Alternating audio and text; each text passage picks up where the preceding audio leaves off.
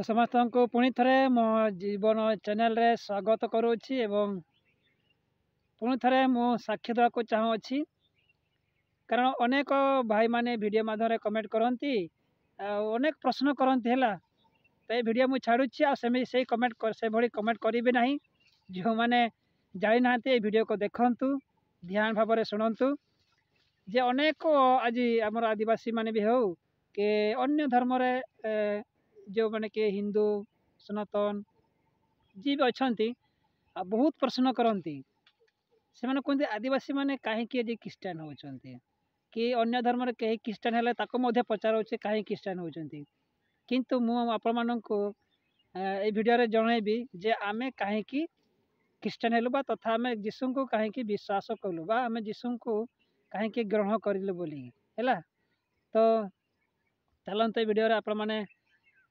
बुझीपारे बोली मु आशा करुँची जदि भूल रही कथार भाषा रे तो मत क्षमा करदे मु तो आदिवासी सांताली पिला बेसी मो ओडिया भाषा भी संपूर्ण भाव बुझीपारे किंतु कहीपे एपाई पार्टी जदि खराब हो तो मत क्षमा करदे समस्ते दयाकोरी तो देखु तो आपण मैंने आज सन्ध्यार अच्छा बहुत डाउट्रे अच्छा आज बहुत लोक आज कहते कहीं लोक जीशु को ग्रहण कर कहीं कौन पाई देखु से कथा मुझे जीवन में कहबी है ये वीडियो मध्यम देखु प्रभु जीशु एत चमत्कार करती एत चमत्कार गुड़िक देखिले आश्चर्य लगे है कि से चमत्कार से सत्य आम जान नु किंतु आम कहीं क्रिश्चियन से विषय में आपको जनइबी तो देखो जिते बड़े आम आदिवासी सांताली माने तो जानते जे आम प्रकृति पूजा आम गछ तले कि पत्थर तले है कि आउ से जगह आम पूजा पाठ कर कुकुड़ा छेली मानक आम रक्त दान कर रक्त जिनस गुड़िक बलि दे था तो आम जीवन में मु छोट बेल ठार मु देखी आसी अच्छी एवं जिते मु जगत को आसिली तेबे ठारू आम परिवार बहुत अशृंखला घटला बहुत विपद आसला जिते मु जगत को आसिली जन्म लाभ कली मु बहुत कष्ट बढ़ी कारण आप तो जानते आदिवासी तो आज भी अच्छी जादूटोना करती गुणी गारेडी कर मार दियंती लोक को किए डाणिया द्वारा खाई कर मारी दियंती एमती आम आदिवासी हिंसा बेसी अच्छी बुझीपार से भाई आम परिवार रही आसूला तो जिते मु जगत को आसिली जन्म लाभ कली से मोर देह बहुत खराब है मु बहुत असुस्थ रही मरवा उपरे थी पूरा पतला हो जाती एत छोट हो जाती शिशु बेले एत मोटा थी किंतु एभली हेतु मुझे पतला हो गली विश्वास करेनि मोर आवाज जिते बड़े मुझे कांदू थाए तो लोके मैंने भावती कहीं छेड़ी छुआ गुड़े हजिची बोलिकी एमती किसी लोक छेड़ी छुआ हजी राति तो मुझे कांदू थाए से छेड़ी छुआ पर मे मे करी तो लोक आसती पचारती एपटे किए छेड़ी छुआ आमर हजिची एपटे कहीं कांदुला बोलिकी बोली पचारती मो बापा माँ मान किंतु मोर यही परिस्थिति हेतु अवस्था हेतु मु छेड़ी छुआ पर कांदुले बहुत पतला थी माने बहुत माने मनीष पर देखा जाऊन एमती गोटे मांकड़ छुआ देखी थे पाती मांकड़ छुआ जमी छोट बेले शिशु बेले था से भाया मुझी तो से भाया देखी अवस्था देखी मो बापा से रागी गले एवं से जानी जे आपको कहीं ना कहीं डाणी द्वारा कि गुणी गाड़ी जादू टना द्वारा मारी दि जाऊँगी बोलिकी तो सी ए गाँव से गाँव को दौड़ी बुलिले लुचे रखिले तथापि मोर देह भल हो जाऊला ता घरे मत लुचे रखुले तथापि भल हो जाऊला तो से रागरे से जानी जे कौ मैंने करुँच बोलिकी से सी कौन कला ना धमकैला डरैला राति सी कांडसर धरिकी बाहरिला कहला जे जो मैंने मो छुआ को एमती कर सावधान हूँ बोली कहले यदि मो छुआ जदि मरी जाए ताहले मु मारिकी जीवी बोली से कहूले से कांडसर धरिकी राति से ड्यूटी करुले से भली शत्रु मान को डरैबा धमकेबा हेतु आ से शत्रु होती जो मैंने डाणी शिखी जो मैंने जादूटोना गुणी गारेडी से भय करवा हेतु आज मु जीवन फेरी पाई जमी से धमकैले तो मोर देह भल है किसी दिन पर सब मेडिसिन काम देला जहाँ जहाँ ମୋ ଭଲ କାର୍ଯ୍ୟ କରାଗଲା ସବୁ କାମ ଦେଲା ମୁଁ ମଧ୍ୟ ଆଜି ଏ ଜୀବିତ ହେଇକି ମୁଁ ଆଜି ଆପଣମାନଙ୍କ ନିକଟରେ ମୁଁ ସାକ୍ଷ୍ୟ ଦେଉଛି। ତର ମୋର ଜୀବନ ତ ଫେରିଗଲା ଯେତେବେଳେ ଫେରେ ଏମିତି ଆମେ ଆସିଲୁ ମୋର ଭଉଣୀମାନେ ଆସିଲେ ସେମାନେ ଯେତେ ଆସୁଥିଲେ ସେତେ ଯାଉଥିଲେ ପ୍ରତି ବର୍ଷ ଗୋଟିଏ ଡେଟ୍ରେ ଗୋଟିଏ ସମୟରେ ଆମର ମରୁଥିଲୁ ସମସ୍ତେ ମଧ୍ୟ ଆଉ ଯିଏ ଥରେ ଅସୁସ୍ଥ ହେଲା ମାନେ ସେ କେବେ ଆଉ ଉଠି ପାରୁନଥିଲା।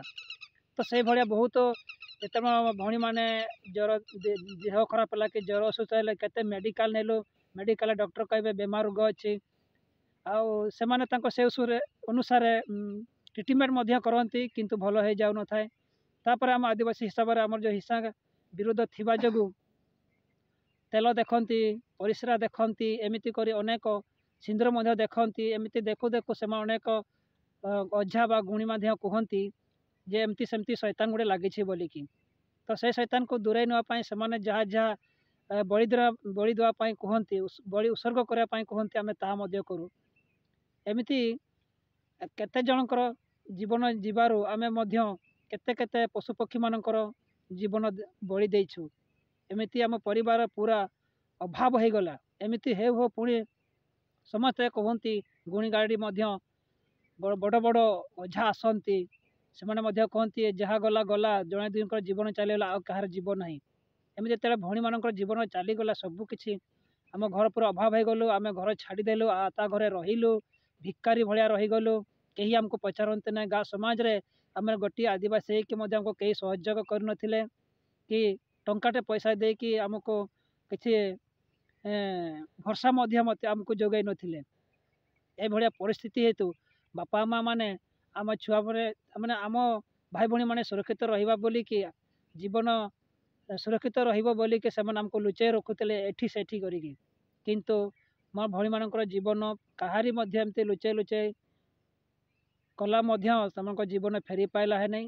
ଏ ଗାଁରୁ ସେ ଗାଁକୁ କେତେ ଗାଁ ଆମେ ଦୌଡ଼ିଛୁ କେତେ ଗାଁରେ ଆମକୁ ଲୁଚାଇ ରଖିଥିଲେ ତା ଘରେ ଅଚିହ୍ନା ଲୋକମାନଙ୍କ ପାଖରେ ଆମେ ରହିଗଲୁ। ସେଭଳିଆ ପରିସ୍ଥିତି ହେତୁ ବାପା ମାଆ ଚାରିଆଡ଼େ ଦୌଡ଼ି ବୁଲିଲେ କିନ୍ତୁ ତାଙ୍କର ପିଲା ଛୁଆମାନଙ୍କ ଯଥା ମୋର ଭଉଣୀମାନଙ୍କର ଜୀବନ ଫେରି ପାଇଲା ନାହିଁ। ଯାହାଦ୍ୱାରା ଆମର ଯେଉଁ ଜାଗା ଯେଉଁ ପିତୃପୁରୁଷମାନେ ଆମକୁ ଜାଗା ଦିଆସନ୍ତି ମୋ ବାପାଙ୍କର ଯେଉଁଠି ଜମିବାଡ଼ି ସବୁକିଛି ଥିଲା ସେ ଜାଗାକୁ ମଧ୍ୟ ଆମେ ଛାଡ଼ିକି ଚାଲିଗଲୁ ବନ୍ଧା ପକାଇଦେଲୁ। 20-25 ବର୍ଷ ପର୍ଯ୍ୟନ୍ତ ବନ୍ଧା ରହିଗଲା। ଲୋକମାନେ ଚାଷ କଲେ ଲୋକମାନେ ସେ ଚାଷ କରି ମଣିଷ ହେଲେ କିନ୍ତୁ ଆମେ ଯେସାକୁ ତେସା ରହିଗଲୁ। ଏମିତି ପରିସ୍ଥିତି ବହୁତ ଜାଗାରେ ଆମେ ଦୌଡ଼ି ବୁଲିଲୁ। ତାପରେ ଗୁଣିଆ କହିଲେ ଯେ ତୁମର ଝିଅମାନେ ସିନା ଭଉଣୀମାନେ ମରୁଛନ୍ତି କିନ୍ତୁ ପୁଅ ପିଲାମାନେ କେହି ମରିବ ନାହିଁ ବୋଲି କହିଲେ। ଏମିତି ବାପା ମାଆମାନଙ୍କୁ ଭରସା ବା ବିଶ୍ୱାସ ଦେଲେ ତ ସେମାନେ କହିଲେ ହଉ ଠିକ୍ ଅଛି ଯାହା ହେଲା ହେଲା। ଆଉ ସେ ସମୟରେ ମଧ୍ୟ ଅନେକ ଲୋକ କୁହନ୍ତି ଖ୍ରୀଷ୍ଟିଆନ ହୁଅ ବୋଲି ଯୀଶୁଙ୍କ ପାଖକୁ ଯାଅ ବୋଲି କିନ୍ତୁ ଗୁଣିଗାରେଡ଼ିମାନଙ୍କ ହେତୁ କିଛି ଗାଁର ଜ୍ଞାନୀ ପଣ୍ଡିତ ମାନଙ୍କର କଥା ହେତୁ ଆଉ ସେମାନେ ଖ୍ରୀଷ୍ଟିଆନ ହେଲେ ନାହିଁ କି ଯୀଶୁଙ୍କୁ ଗ୍ରହଣ କଲେ ନାହିଁ। ଏତେ ଜଣଙ୍କ ଜୀବନ ଗଲା ପରେ ମଧ୍ୟ ଯେତେବେଳେ ପୁଣି ଆମର ଭାଇମାନଙ୍କର ଜୀବନ ଚାଲିଯାଉଛି ବା ଦେହ ଖରାପ ହେଉଛି ଜୀବନ ଫେରୁନାହିଁ ଏମିତି ପୁଣି ମୋର ଭାଇଙ୍କର ଜୀବନ ଚାଲିଗଲା। ତ ସେତେବେଳେ ମଧ୍ୟ ଗୁଣିଗାରେଡ଼ି ଆମେ ଅଝାମାତି କଲୁ ଡାକ୍ତର ମେଡ଼ିକାଲ ଗଲୁ କିନ୍ତୁ କାହାର ଜୀବନ ଫେରି ପାଇଲା ନାହିଁ। କିନ୍ତୁ ଅଝା ଗୁଣିଗାରେଡ଼ି କୁହନ୍ତି ଭଲ ହେଇଯିବ ଆଉ ଯାହା ଗଲା ଗଲା ଜୀବନ ଆଉ ଜୀବନି କାହାରି ଏମିତି କୁହନ୍ତି। ଏମିତି ଭରସା ବିଶ୍ୱାସ ବାପା ମାଆଙ୍କୁ କରେଇ ଦିଅନ୍ତି କିନ୍ତୁ ତାହା ମଧ୍ୟ ସଫଳ ହେଇପାରିଲା ନାହିଁ। ଯେତେବେଳେ ଏମିତି ହଉ ହଉ ଆମର 5 ଭଉଣୀ ଗୋଟେ ଭାଇଙ୍କର ଜୀବନ ଚାଲିଗଲା 6 ଜଣଙ୍କର ଜୀବନ ଚାଲିଗଲା ଏମିତି ଦୌଡ଼ୁ ଦୌଡ଼ୁ। ଆ ଭିତରେ ବି ମଧ୍ୟ ମୁଁ ଆଉ ଗୋଟେ କାହାଣୀ କହିପାରିଲିନି ସେ ମଧ୍ୟରେ ଯେ ଏତେ ଜଣଙ୍କ ଜୀବନ ଯିବା ମଧ୍ୟରେ ମଧ୍ୟ ଆମର ବଙ୍ଗାବୁରୁମାନେ ଆମକୁ ରକ୍ଷା କରିପାରିଲେ ନାହିଁ। ତାପରେ ଆମେ ସନାତନୀ ହିନ୍ଦୁ ଧର୍ମରେ ଥିବା ଦେବଦେବୀମାନଙ୍କୁ ମଧ୍ୟ ଆମେ ପୂଜା ପାଠ କଲୁ। ସେମାନଙ୍କୁ ମଧ୍ୟ ଆମେ ବର୍ଷ ବର୍ଷ ଧରି ଆମେ ଯେ ପ୍ରକାର ଭାବରେ ଆମେ ପୂଜା ପାଳନ କରିବା କଥା ସେଭଳିଆ ଆମେ କରି ଆସିଲୁ।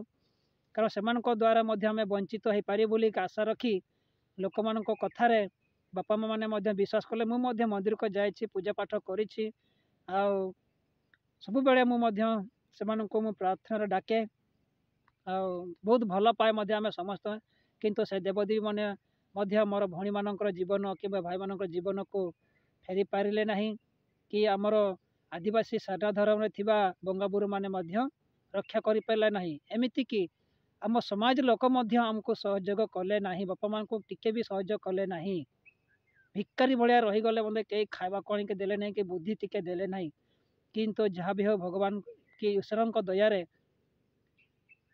लोक मैंने दुख सही पारे ना कहीं दुख सही न जीवार बापा मान को कहले एमती है कि तुम समस्ते मरीज किंतु छुआ पिला मुह टिके भी देखी पारुना हो बापा माँ मैंने अन्य पिला देखिले से माने कांदी था से माने अन्य पिला को देखिले झील पुओं को देखिले लुहर आखिर लुह झरी पड़ू थाए किंतु तांकर बाट बुणा जाइथिला जे कोठी बंचिबे कोठी आश्रय करिए बोले कि आश्रय नबा पई तो निज देवदेवी को पूजा कले बंगाबुरु मान को पालन कले हिंदू धर्म सनातन धर्म देवदेवी को पालन कले ताहा भी बापा माँ मैंने पिला मानक पई जीवन फेरी पाइले नहीं तो से भाया कहानी रही सेमिति हेतु लोक मैंने बहुत दुख सही पारे किसी लोक मैंने तो से जनइले आम बापा माँ को पुणी आम जो आम आहरी आसुले जगत को आम भाई भाई मैंने तो से आहरी मरुले सेमती सेमती होते जिते ज्वर होते तो लोक सही पार न जीवार बापा मान को बुद्धि देले ज्ञान देले जे कहले जाओ ख्रीष्टान बोली किए अच्छा ख्रीष्टान होती जीशु बोली किए अनेक लोक जीशु होती एमती लोक मैंने आज भलर अच्छा समस्ते बंचुंट बोलिकी जाओ से तुम झील पुओ मान को लेकिन जाओ बोलिकी जहाँ अच्छे लोक जहाँ भी कहतु आखि बुझी जाओ बोली कहले किंतु बापा मान भय थिला आम जदि जीशु जीवा लोक आमको बाहर करदे आमको अनेक कष्ट देवे आमको आदिवासी समाज बाहर बहिष्कार करदे बोले जना थिला किंतु कौन करेंगे परिस्थिति या जहाँ छुआ पिला जो आमे माने बंचीजु आशारे से माने जीशु लोक पाखक गले आमती गले से सत्यता देखिले किसी टंका पैसा खर्च है नहीं कि कौन खर्च है ना बास विनती प्रार्थना मध्यम विश्वास देवारे विश्वास मध्यम मोर भाई मान जीवन फेरी पाइला आ से दिन आम प्रभु जीशु को विश्वास लगे आज पर्यंत आम 6 भाई आज जीशु को पाइबा दिन ठारू कहार जीवन जाए ना कि सेमिति कहीं असुस्थ रही ना आगुरी आम बहुत मेडिकल जाऊँ मेडिकल प्रतिदिन आमर धारे रोलु कारण बापा से एत गरीब थी बापा केवल जंगल आशारे रोते सी आता घरे कम करती 30 टंका 50 टंका 60 टंकार आउ चाउल किणी आणिके दियंती केते आमे तो गोटे भक्त खाइले आउ 2 भक्त आमे उपास रहउथिलु एमिति बहुत कष्ट चलुथिलु रहिबा पई भी बास गृह मध्य बहुत छोट थिला आता घरे रहउथिलु निज घर चाउल घर गोटे छुटिया थिला एमिति बहुत कहानी कहले न सरीब बहुत दुखर विषय आमे से सब दुख को देखि आसी अछु से मो प्रिय ख्रीष्टान विरोधी भाई भाई मानक कहे आपण मैंने सेमती कमेंट करूँ ना से मैंने केते कष्ट रही केते दुख भोगी किए बापा माँ तो किए निजर छुआ पिलापाई तो से आज जीशु को आज विश्वास कर लोक आज भलर निज जीवन भी बंचे रखुंट ता सहित से आज गोटे ज्ञान गोटे बुद्धि गोटे शिक्षा पाइले गोटे आलोक पाइले जे आज लोक मान सहित भल मिलमिशि रही पार्टी बुझीपारे आग अपेक्षा बहुत शिक्षा रे आगु को चली मन परिवर्तन होती मन अनेक बदली पुराना अभ्यास गुड़ी आज छाड़ी बुझीपारे जीवन बंचा सह सहकार उत्तम शिक्षा पाई आज से परिवार जे जार परिवार खुशी आनंद अच्छा लोक सहित भल हस खुशी अच्छा भल कथबार्ता करुँच बुझीपारे तो से आपण मैंने दुख दियंती नहीं मुझे अनुरोध करी आपण जानतु आगे जीशु किए बोली कि कहीं लोक आज जीशु को एत विश्वास कर लगे कहीं लोक मैंने आज ख्रीष्टान होती बोली आपण मैंने आगे बुझंतु से पाखक जाए कि भलरे उत्तर नियंतु भल प्रश्न करंतु जहाँ तक ना से दुख दियंतु नहीं से माने बहुत दुख कष्ट आज जीवन पाई पारिछंती बुझीपारे आपण जीवन रे भी दिने समय आसीबो वर्तमान आपण माने जानी नाहंती जे जीशु किए बोली कि किंतु समय आसीबो आपण माने निजे खोजी खोजी जीशु पाखक आसबे आ से दिन आपण आखिर लुहर आपण आखिर लुह बाहर से दिन अनुताप करेंगे अरे मु भी सेमती गोटे विरोध थी मुझे कहीं लोक ताड़ना करुली कहीं मारुले कहीं पिटा मारा करुले कहीं मुझे कष्ट दौली से एमती से दिन आप निजे हृदय स्वीकार करेंगे आपणकर आखिर से दिन ढल ढल हो लुह झर बुझीपारे ଆପଣମାନେ ଜାଣିନାହାନ୍ତି ବୋଲି ଆଜି ଏତେ କଥା କହୁଛନ୍ତି। କିନ୍ତୁ ସୁଧୁରି ଯାଆନ୍ତୁ, ପରିବର୍ତ୍ତନ ହୁଅନ୍ତୁ, ଭିଡ଼ିଓ ମାଧ୍ୟମରେ ହେଉ କି ସତ୍ୟତାରେ ହେଉ, ବୁଝିପାରିଲେ। ରିଆଲିଟି ହେଲେ ବି ଆପଣମାନେ ଟିକେ ବୁଝିବାକୁ ଚେଷ୍ଟା କରନ୍ତୁ ହେଲା। ତାଡ଼ନା କରନ୍ତୁ ନାହିଁ, ହିଂସା କରନ୍ତୁ ନା। ଆମେ ମଣିଷ ସମସ୍ତେ ଭଲରେ ରହିବା ପାଇଁ ସମସ୍ତେ ଚେଷ୍ଟା କରିବାର ଅଛି, ବୁଝିପାରିଲେ। ଆଜି କାହିଁକି ଯୀଶୁଙ୍କୁ ଏତେ ବିଶ୍ୱାସ କରନ୍ତୁ ତାହା ମଧ୍ୟ ଆପଣ ଜାଣି ରଖନ୍ତୁ। ବାଇବେଲକୁ ପଢ଼ନ୍ତୁ। ଯଦି ସେମାନଙ୍କୁ ପଚାରି ବୁଝିବାର ଭୟ ଲାଗୁଛି, ଲାଜ ଲାଗୁଛି, ଡର ଲାଗୁଛି, ବାଇବେଲ ପଢ଼ନ୍ତୁ। ଭାଇ ପ୍ରିୟ ବିରୋଧୀ ଭାଇମାନେ କି ଭଉଣୀମାନେ, ବାଇବେଲ ପଢ଼ନ୍ତୁ, ଜାଣିବେ। ଆପଣଙ୍କ ଜୀବନରେ ମଧ୍ୟ ଯୀଶୁ କାର୍ଯ୍ୟ କରିବେ, ଆଶ୍ଚର୍ଯ୍ୟ କର୍ମ କରିବେ। ଆପଣ ଆଜି ଜାଣିନାହାନ୍ତି, ବିଶ୍ୱାସ କରିନାହାନ୍ତି ବୋଲିକି ଆପଣ କିଛି ବୁଝିପାରୁନାହାନ୍ତି। କିନ୍ତୁ କାହା ମାଧ୍ୟମରେ ତ ବୁଝନ୍ତୁ। ଆମେ ଆଦିବାସୀ ଖ୍ରୀଷ୍ଟିଆନ, ଆମେ କେବେ ମିଛ କହିବା ଶିଖିନାହୁଁ। ଯାହା ଆମ ଜୀବନରେ ଘଟିଛି ତାହା ହିଁ ଆମେ କହୁଛୁ। ଆଜି ଦେଖନ୍ତୁ, ଆଜି ଆମ ପରିବାର ଖୁସି ଅଛି, ଆନନ୍ଦ ଅଛି। ଆଜି ଆମେ ଯେଉଁ ଜମିବାଡ଼ିକୁ ଆମେ ହଜାଇଥିଲୁ, ମୋ ଜନ୍ମ ପୂର୍ବରେ ଆମେ ହଜାଇ ଦେଇଥିଲୁ, ସେ ଜମିବାଡ଼ିକୁ ଆଜି ପ୍ରଭୁ ଯୀଶୁଙ୍କ ଦୟାରେ ଆମେ ଫେରି ପାଇଛୁ। ଆମେ ସେମାନଙ୍କୁ ଟଙ୍କା ଦେଲୁ, ଟଙ୍କା ଦେଇକି ଆଜି ଆମେ 4-5 ବର୍ଷ ହେଉଛି ଆମେ ଚାଷ କରୁଛୁ, ଭଲରେ ଚଳୁଛୁ। ଆଜି ଚାଷ କରିକି ଆମେ ଲୋକମାନଙ୍କୁ କିଛି ମଧ୍ୟ ଧାନ ଦେଉଛୁ କି ଆମେ ଆଜି ବିକ୍ରି ମଧ୍ୟ କରୁଛୁ। ତ କେତେ ଖୁସିର ବିଷୟ। କିନ୍ତୁ ଆଗରୁ ଆମକୁ ଖାଇବା ମିଳୁନଥିଲା। ତା ଘରେ ଆମେ କେତେବେଳେ ପ୍ରାୟ ଦିନକୁ ପ୍ରତିଦିନ ପ୍ରାୟ ଆମେ ତା ଘରେ ମାଗିକି ଚଳୁଥିଲୁ। ଏଭଳିଆ ପରିସ୍ଥିତି ଥିଲା, ବୁଝିପାରିଲେ। କିନ୍ତୁ ତା ଭିତରେ ବହୁତ କାହାଣୀ ରହିଛି। କିନ୍ତୁ ବହୁତ ଭିଡ଼ିଓଟି ଲମ୍ବା ହେଇଯିବାରୁ ମୁଁ ବେଶୀ କଥା କହୁନାହିଁ। ଆପଣ ଏତିକିରେ ସମସ୍ତେ ବୁଝିପାରିଥିବେ ବୋଲି ମୁଁ ଆଶା କରୁଛି, ହେଲା କି। ତ ଦୟା କରିକି ସେମିତି କରନ୍ତୁ ନାହିଁ। ଆମେ ସମସ୍ତେ ମଣିଷ, ଭାଇ ଗୋଟେ ଭାଇଚାରା ପରି ରହିବାର ଅଛି। ଯିଏ ଯେଉଁ ଧର୍ମ, ଯେଉଁ ଜାତି ଯାଉ, ସମସ୍ତେ ଆମେ ଗୋଟେ ମଣିଷ ଜାତି, ଗୋଟିଏ ହିଁ ଜାତି, ବୁଝିପାରିଲେ। ତେଣୁ ଆମେ ସମସ୍ତେ ଏକ ହେବା ଅଛି, ଆମେ ସମସ୍ତେ ବୁଝିବାର ଅଛି। ଆଜି ଦୁନିଆରେ ଶୈତାନ ସମସ୍ତଙ୍କୁ ବହୁତ ଦୁଃଖ ଦେଉଛି, କଷ୍ଟ ଦେଉଛି, ଜାଣିପାରୁନାହାନ୍ତି। ଆଜି କିଏ ବାପା ମା' ଆଜି ଛୁଆ ପିଲାମାନଙ୍କୁ ହଜାଇ ଦେଉଛନ୍ତି, କିଏ ଛୁଆ ପିଲା ତ ତାଙ୍କର ବାପା ମା'ମାନଙ୍କୁ ହଜାଇ ଦେଉଛନ୍ତି, ବାପାମାନେ ତାଙ୍କ ପୁଅ ଝିଅମାନଙ୍କୁ ହଜାଇ ଦେଉଛନ୍ତି, ହରେଇ ବସୁଛନ୍ତି। ଆଜି ଶୈତାନ ଏତେ ଆକ୍ରମଣ କରୁଛି, ବିଭିନ୍ନ ପ୍ରକାର ଆଜି ଲୋକମାନଙ୍କୁ ଅନ୍ଧ ବୋକା ବନେଇ ଦେଉଛି ଶୈତାନ। କିନ୍ତୁ ମଣିଷ କେବେ ବୁଝିପାରୁନି। ଏଇ ବୁଝିବା ହେତୁ ତ ଆମେ ଆଜି ଯୀଶୁଙ୍କୁ ପାଇଛୁ। ଆଜି ବାଇବେଲ ଆମକୁ ସଚେତନ କରୁଛି, ବାଇବେଲ ଆମକୁ ଆଜି ଜାତିକ ବିଷୟରେ ଆମକୁ ଦେଖାଉଛି ବୋଲି ଆମେ ଆଜି ଜାଣିପାରୁଛୁ ଯେ ମଣିଷ କାହିଁକି ଏତେ ଦୁଃଖ, ତାଡ଼ନା, କଷ୍ଟ ପାଉଛି ବୋଲିକି। ଆମେ ଯଦି ମଣିଷ ସମସ୍ତେ ବୁଝିବା, ତାହେଲେ ଆମ ଜୀବନରେ ଶୈତାନ କାର୍ଯ୍ୟ କରିପାରିବ ନାହିଁ, ସେ ହରିଯିବ। ଆକ୍ଚୁଆଲି ଯୀଶୁଙ୍କର ତ ହାରି ସାରିଛି। ବର୍ତ୍ତମାନ ଆମେ ତାକୁ ହରାଇବାର ଅଛି। ଆମେ ଯଦି ସମସ୍ତେ ବୁଝିବା, ଭଲ ଶିକ୍ଷା ପାଇବା ଆଉ ସତ୍ୟକୁ ଜାଣିବା, ତାହେଲେ ଶୈତାନ ଆମକୁ କେବେ ମଧ୍ୟ ଆକ୍ରମଣ କରିପାରିବ ନାହିଁ। ଏ ଜଗତ ଆଜି ଅଛି, କାଲିକି ନଥିବ। ଜଗତ ତ ଯେମିତି ହେଲେ ଶେଷ ହେବ। ଥରେ ତିଆରି ହେଇଛି ମାନେ ଥରେ ତ ଭାଙ୍ଗିବ, ବୁଝିପାରିଲେ। ଆମେ ଯେକୌଣସି ଗୋଟେ ଜିନିଷକୁ ଆମେ ତିଆରି କରୁଛୁ, ଯେତେ ଦିନ ସେ ଜିନିଷ ରହିବା କଥା ରହିବ, ତାପରେ ସେଟା ନଷ୍ଟ ହେଇଯିବ।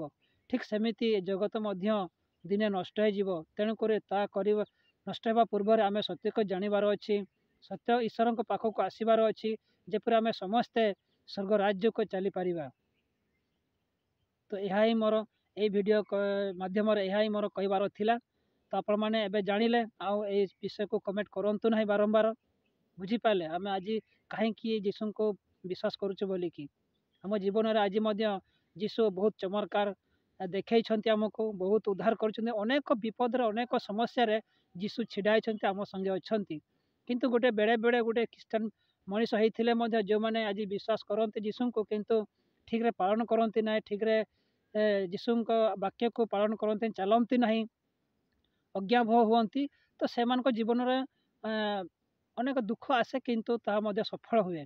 କିନ୍ତୁ ଆମେ ଯଦି ପ୍ରଭୁ ଯୀଶୁଙ୍କ ଭଲ ଭାବରେ ବିଶ୍ୱାସ କରିବା, ଭଲରେ ତାଙ୍କୁ ଆଜ୍ଞାକୁ ପାଳନ କରିବା, ଦୁଃଖ କଷ୍ଟ ଆସିଲେ ମଧ୍ୟ, ସମସ୍ୟା ଆସିଲେ ମଧ୍ୟ ସେ ସମ୍ଭାଳି ଦେବେ, ବୁଝିପାରିଲେ। ଆଉ ସେଭଳିଆ କଥା ଆପଣମାନେ ଦେଖୁଥିବେ, ଅନେକ ଜାଗାରେ ଆଜି ଘଟଣା ହେଉଛି। ଅନେକ ବିରୋଧୀ ଭାଇମାନେ କୁହନ୍ତି ଯେ ସେ ଖ୍ରୀଷ୍ଟିଆନ ଲୋକମାନେ ଏମିତି ସେମିତି ବୋଲି, ସେମାନେ କହିବେ। ଆଉ ନୂଆ ଯିଏ ବିଶ୍ୱାସ କରିଥିବ ସେ ତ ସବୁ କିଛି ଜାଣିନଥିବ ନା, କିନ୍ତୁ ସେଥିପାଇଁ ସେ ପୁରୁଣା ବିଷୟ ଗୁଡ଼ିକ ସେ ଭୁଲି ନଥିବ। ତ ହୁଏତ ସିଏ ହାଙ୍ଗାମା ବି କରିପାରେ ସମୟରେ। ସିଏ ମଧ୍ୟ ଜାଗତିକ ଯେ ପୁରୁଣା ଅଭ୍ୟାସ ଗୁଡ଼ିକ ମଧ୍ୟ ଛାଡ଼ି ନଥିବାରୁ ସେ ମଧ୍ୟ ଖରାପ କାମ କରିଥିବ। ଏମିତି କରୁଛନ୍ତି ବି, କାରଣ ସେମାନଙ୍କ ଜୀବନରେ ଏତେ ଶିକ୍ଷା ନାହିଁ ଯେହେତୁ ସେ ନୂଆ ନୂଆ ଆସୁଛନ୍ତି ସେମାନେ ଭୁଲ କରିବେ ସେମାନଙ୍କୁ ଆପଣମାନେ କ୍ଷମା କରିଦେବେ। ମଣିଷ ତ ଅନେକ ଭୁଲ କରିଥାଏ କିନ୍ତୁ ଆମ ବାଇବଲ କେବେ ଭୁଲ ନାହିଁ, ଭୁଲ ପ୍ରମାଣ କେବେ ମଧ୍ୟ ନାହିଁ। ଆମ ଯୀଶୁ କେବେ ମଧ୍ୟ ସେମିତି ଯୀଶୁ ନୁହନ୍ତି, ସେମିତି ଈଶ୍ୱର ନୁହନ୍ତି। ଆମ ସମସ୍ତଙ୍କର ଈଶ୍ୱର, କେବଳ ଆମର ନୁହେଁ ଆପଣମାନଙ୍କ ପାଇଁ ବି। ହେଲା କି ବାଇବେଲ ଟୋଟାଲ ଭୁଲ ନାହିଁ। ଆମେ ମଣିଷ, ଆମେ ଭୁଲ କରିଥାଉ, ଆମେ ଜାଣିଶୁଣି ମଧ୍ୟ ଆମେ ଭୁଲ କାର୍ଯ୍ୟ କରିଥାଉ, ପାପ କରିଥାଉ। ହେଲା କି ଏମିତି ଅନେକ ମଦ କାମ କରିଥାଉ। ତ ସେମାନଙ୍କୁ ନେଇକି କାହିଁକି ଯୀଶୁଙ୍କୁ ଆପଣ ଗାଳି ଦେବେ, କାହିଁକି ଯୀଶୁଙ୍କ ପ୍ରତି ବିରୋଧ କରିବେ?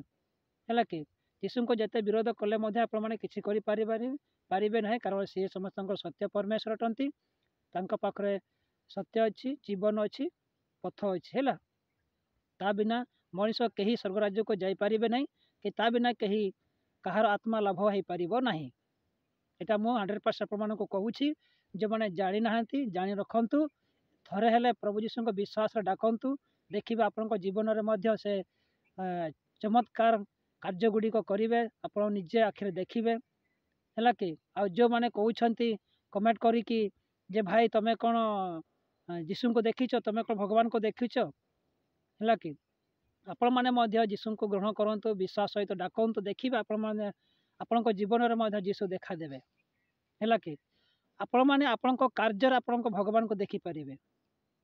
ଆପଣମାନେ ଯେତେ ଭଲ କାମ କରୁଥିବେ, ଆପଣଙ୍କ ପାଖରେ ଯେତେବେଳେ ଦୟା ଆସିବ, ପ୍ରେମ ଆସିବ, କ୍ଷମା ଆସିବ, ଭଲ ବୁଝାମଣା ଆସିବ, ଭଲ କାର୍ଯ୍ୟ କରିବେ, ଭଲ କର୍ମ କରିବେ, ତ ଆପଣମାନେ ସେଇଦିନ ଆପଣଙ୍କର ଭଗବାନ ଦେଖାଦେବେ, କି ଆମ ଯୀଶୁ ମଧ୍ୟ ଦେଖାଦେବେ। ହେଲା କି ତ ସେଇଭଳିଆ କଥା। ଆସନ୍ତୁ, ଯଦି ଭଗବାନ କି ଯୀଶୁଙ୍କୁ ଦେଖିବାର ଅଛି ତେବେ ଯୀଶୁଙ୍କୁ ବିଶ୍ୱାସ କରନ୍ତୁ, ଆଉ ସଫା ମନରେ ସଫା ହୃଦୟରେ ତାଙ୍କୁ ଡାକନ୍ତୁ, ଦେଖିବେ ଆପଣଙ୍କ ଜୀବନରେ ମଧ୍ୟ ଯୀଶୁ ଦେଖାଦେବେ। ତ ସେଇଭଳିଆ କଥା ଆମ ଜୀବନରେ ଯୀଶୁ ଦେଖା ଦେଇଛନ୍ତି, ଆଉ ଏଥିପାଇଁ ମଧ୍ୟ ଆଜି ଆମେ ଯୀଶୁଙ୍କୁ ଭୁଲି ପାରୁନାହୁଁ, ଆଉ ଭୁଲିବୁ ବି ନାହିଁ। ହେଲା କି ତ ଚାଲନ୍ତୁ, ଭିଡ଼ିଓ ବହୁତ ଲମ୍ବା ହେଇଗଲାଣି, ଏଥିପାଇଁ ମୋତେ କ୍ଷମା କରିଦେବେ। ତ ବହୁତ କହିବାର ଥିଲା, କିନ୍ତୁ ଯାହା ଭିଡ଼ିଓଟି ଲମ୍ବା ହେଇଯିବାରୁ ମୁଁ ଏତେ କହୁନାହିଁ। ନହେଲେ ବହୁତ କାହାଣୀ କୁହନ୍ତି ଆପଣମାନଙ୍କୁ ଭଲରେ ଉଦାହରଣ ସହିତ, କି ଭଲ ଗୋଟେ ମନେ ପକାଇକି ଆପଣମାନଙ୍କୁ ମୁଁ ଭଲ ଜବାବ କି ଭଲ ଉତ୍ତର ଦିଅନ୍ତି, ଭଲ ସାକ୍ଷ୍ୟ ଦିଅନ୍ତି, କିନ୍ତୁ ଭଲ ସାକ୍ଷ୍ୟ ଦେଇପାରିଲିନି କାରଣ ଭିଡ଼ିଓ ଲମ୍ବା ହେଇଯିବାରୁ ମୁଁ ସର୍ଟକଟ୍ରେ ଚାଲିଗଲି। ମୋତେ ଏଥିପାଇଁ କ୍ଷମା କରିଦେବେ। ମୁଁ କିନ୍ତୁ ପଏଣ୍ଟ କଥା କହିଲି, ଆମେ କାହିଁକି ଖ୍ରୀଷ୍ଟିଆନ ହେଲୁ, କାହିଁକି ଆମେ ଯୀଶୁଙ୍କୁ ବିଶ୍ୱାସ କରୁଛୁ, କି ଦୁନିଆ ଲୋକ କାହିଁକି ବିଶ୍ୱାସ କରନ୍ତି। ହେଲା କି ତ ଚାଲନ୍ତୁ ଏଇ ଭିଡ଼ିଓକୁ ଏଇଠି ଶେଷ କରିବା। ଶେଷରେ ପୁଣି ଥରେ ସମସ୍ତଙ୍କୁ ଯୀଶୁ ମହାରାଜ ଜୁହାର, ପ୍ରଣାମ, ନମସ୍କାର।